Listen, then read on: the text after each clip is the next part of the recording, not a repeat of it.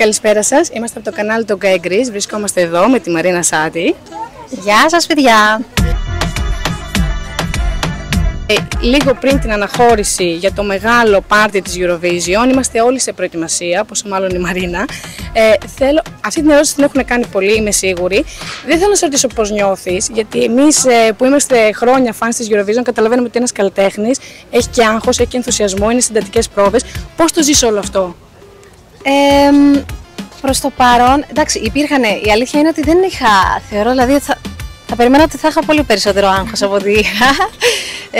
Λίγο αγχώθηκα τις μέρες που έπρεπε να ανακοινωθεί το τραγούδι. Δηλαδή εκείνο το διήμερο λίγο έλεγα Παναγία μου.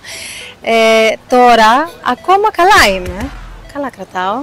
Μ' αρέσει πολύ αυτό που έχουμε φτιάξει. Μ' αρέσει η χορογραφία, μ' αρέσουν τα άτομα, οι χορευτές, η ομάδα. Οπότε είμαι πολύ ευχαριστημένη, δεν θα άλλαζα κάτι δηλαδή. Είναι πάντα η αλήθεια ότι πριν την κυκλοφορία του τραγουδιού, ο καλλιτέχνης έχει το άγχος για το πώς θα το δώσει στον κόσμο έξω, τι απήχηση θα έχει. Αλλά φέτος το τραγούδι σου, Μαρίνα, σκίζει και στην Ελλάδα και στο εξωτερικό. Ναι, εντάξει, εννοείται ότι το πίστευα, γι' αυτό και επιλέξαμε το Ζάρι. Και πήγαμε με αυτό, είχαμε κάνει πάρα πολλές δοκιμές, πάρα πολλά πειράματα. Φημίζομαι και εγώ για το πόσο πειράζω τα πράγματα μέχρι να πάρω τελικές αποφάσεις. Είχα κάνει βερσιόν σε όλους τους τόνους, στο κάθε ημιτόνιο δοκιμάσαμε να το τραγουδήσουμε. Εντάξει, πιστεύω ότι οι αποφάσεις και οι επιλογές που κάναμε για το τραγούδι ήταν αυτές που είχαν το περισσότερο impact, να το πω, δηλαδή... Ξέρεις. Και σε αντιπροσωπεύουν και περισσότερο σαν καλλιτεχνική αισθητική, ας πούμε, σίγουρα με αντιπροσωπεύει, αλλά σίγουρα έχω λάβει και πάρα πολύ και έχουμε λάβει υπόψη μας το πλαίσιο και το assignment, το οποίο ήταν στην ουσία ένα τραγούδι για τη Eurovision, το οποίο θα παρουσιαστεί σκηνικά, δεν ήταν απλώς ένας διαγωνισμός σύνθεσης, το οποίο πρέπει να έχει και μια σκηνική παρουσίαση, έχεις μόνο 3 λεπτά. Θα σε δουν άνθρωποι από όλες τις χώρες, οπότε ιδανικά να μπορούσαμε να φέρουμε έναν ήχο που να είναι και γνώριμος, αλλά και κάτι που να είναι και διαφορετικό και ιδιαίτερο και μόνο από εμάς. Ακριβώς. Κάποιες στιγμές που θα είναι πιο λυρικές και πιο μελωδικές και πιο τραγουδιστικές, κάποιες στιγμές που να είναι πιο urban και πιο ακριβώς, ναι, δυναμικές. Οπότε νιώθω. Θα ήθελα να σταθώ στο κομμάτι με την ευρία αποδοχή του τραγουδιού και τους φανς που έχεις αποκτήσει πλέον από όλο τον κόσμο.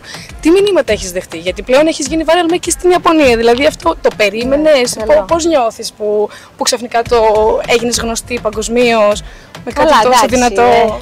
Ενώ ότι έχεις γίνει viral σε όλες τις πλατφόρμες. Ναι, πώς νιώθω, χαρούμενη εννοείται. Και η αλήθεια είναι ότι και αυτό το feedback που παίρνουμε από τον κόσμο και με τα reactions και εσάς που είστε έτσι γύρω fans και δίνετε τον παλμό, είναι αλήθεια αυτό, δίνει αυτοπεποίθηση, εννοείται. Θέλουμε να πάμε λίγο τώρα για τη χορογραφία και την υπέροχη ομάδα που σε πλαισιώνει, δηλαδή ο Μικνούν, σας παρακαλώ, είναι δηλαδή ταλέντο.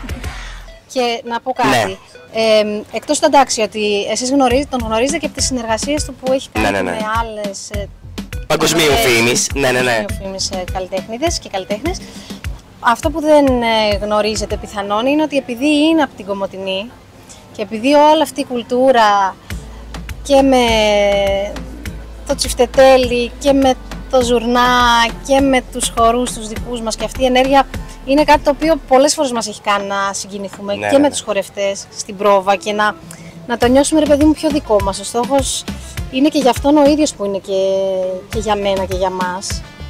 Γιατί και αυτοί είναι μεγαλωμένοι στη Γερμανία, αλλά πάντα είχαν αυτή τη σύνδεση με αυτό το μέρος και επειδή πρώτη φορά και αυτός, ας πούμε, δουλεύει με μια καλλιτέχνη τέλος πάντων από αυτή την πλευρά του κόσμου, υπάρχει κάτι το πολύ, δεν ξέρω, στον πυρήνα που μας συνδέει. Και εγώ θα ήθελα να ρωτήσω πώς προέκυψε αυτή η συνεργασία. Δηλαδή, να πω αυτό έτσι, σαν αστιάκι, πιστεύω ότι ο Μετζνούν πιο πολύ από μένα αγωνιά για τη χορογραφία. Δηλαδή, κάθε μέρα πάμε στην πρόβα και λέει: μήπως να κάνουμε αυτό, μήπως να κάνουμε το άλλο. Του λέω: είναι τέλειο. Ναι. Πώς προέκυψε αυτή η συνεργασία? Γνωριζόσασταν, τον έμαθες, όχι, εντάξει, εγώ τον ακολουθούσα από πριν. Είχαμε ανταλλάξει 2-3 πραγματάκια πιο παλιά από το Instagram. Όταν μου ας πούμε, έγινε αυτή η πρόταση, μου είπαν με ποιους θα ήθελες να συνεργαστείς. Think big, μην βάλεις περιορισμό. Οπότε σκέφτηκα το Μετζνούν. Η αλήθεια είναι ότι είναι ο μόνος άνθρωπος που πρότεινα. Ξέροντας και το background του δηλαδή.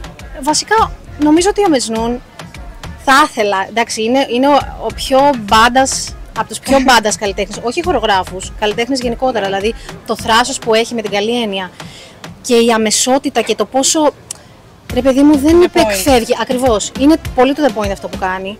Και επειδή έχει και αυτές τις αναφορές τις πιο hip hop και τις πιο urban, έχει μεγαλώσει στη Γερμανία, έχει ζήσει και στην Αμερική και έχει δουλέψει παντού. Οπότε έχει πολλά ερεθίσματα. Ακριβώς. Αλλά είναι και από την Κομοτηνή, οπότε το έχει αυτό. Δηλαδή δεν χρειάστηκε καν να μιλήσουμε. Είμαστε εκεί. Ήταν όλα έτσι σχεδόν eye contact η συνεννόηση μεταξύ σας. Τόσο πολύ. Και πολλά ακόμα πράγματα που κάνουμε. Έχουμε παρατηρήσει από τα stories και από όλα αυτά που ανεβάζετε ότι στις πρόβες περνάτε τέλεια. Έχετε τόσο φαν, έχετε πολύ καλή χημεία, περνάτε υπέροχα. Αυτό είναι αλήθεια. Και κάθε φορά που μιλάς για τους συνεργάτες σου, πάντα βγάζεις μια συγκίνηση, έναν θαυμασμό ότι είναι σαν να τους έχεις όντως μέρος της καλλιτεχνικής σου πορείας, ότι σαν συνεργάτες, δεν είναι απλοί συνεργάτες, ότι τους έχεις μαζί σου. Μα είναι καταρχάς όλοι φίλοι μου. Αλλιώς εγώ δεν μπορώ κιόλας. Αυτό τώρα μπορεί να μην είναι και πολύ επαγγελματικό που λέω, αλλά αυτή είναι η φάση μου. Δηλαδή, εγώ άμα δεν νιώθω ότι κάπως είμαστε φίλοι και κάπως από αυτή τη σχέση και από αυτή τη συνεννόηση προκύπτει και η δουλειά.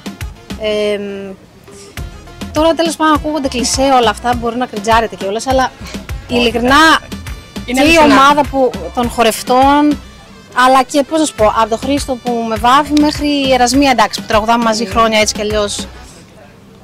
Άμα δεν ταιριάζαμε δεν θα είναι.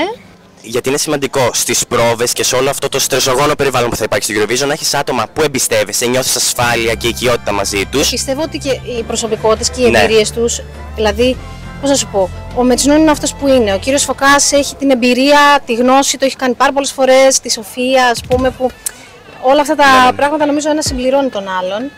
Είναι η λεγόμενη ομαδάρα, όπως έχεις πει και εσύ πολλές φορές. Και για να μην το ξεχάσουμε, εκτός από εσάς που μας στηρίζετε, θέλω να πω και ένα ευχαριστώ στην ΕΡΤ, οι οποίοι έχουν υπάρξει πάρα πολύ ανεκτικοί με τις τρέλες μας φέτος και τους ευχαριστώ πολύ για αυτό και για την εμπιστοσύνη. Και στον ΟΠΑΠ και στο Euro Jackpot, ο οποίος είναι ο μεγάλος μας χορηγός και στηρίζει όλα αυτά που έχουμε φανταστεί και ρομαντιστεί. Θα ήθελα να σε ρωτήσω, ποιο είναι το πιο περίεργο μήνυμα ή σχόλιο που έχεις λάβει? Του τύπου ότι κάποιος πολύ φαν που σου έχει κάνει εντύπωση, κοίτα να δεις, ας πούμε. Μπορεί να είναι ή τρόλ, ή ένας φαν και αστείο, ένας φαν και χαριτωμένο ή πολύ συγκινητικό. Ποιο είναι αυτό που λες ότι. Να, κοίτα τι μου έστειλε αυτός. Λοιπόν, τώρα δεν μου έρχεται κάτι συγκεκριμένο. Απλώς αυτό που έτσι με έχει συγκινήσει και το vibe που παίρνω τελευταία από τον κόσμο είναι ότι κάπως. Επειδή και εγώ δεν είχα κάνει πολλά πράγματα, ρε παιδί μου, θέλω να πω ένα δίσκο έχω βγάλει και πιο πριν άλλα 2 singles. Μια γέννα. Ναι. Όπως την έχεις χαρακτηρίσει. Ακριβώς. Οπότε νιώθω ότι τώρα σιγά σιγά, βλέποντας ο κόσμος σιγά σιγά και γνωρίζοντας και εμένα και το project, και εγώ νιώθω βέβαια σιγά σιγά πιο άνετη, οπότε ξανοίγομαι κι εγώ για να με γνωρίσετε.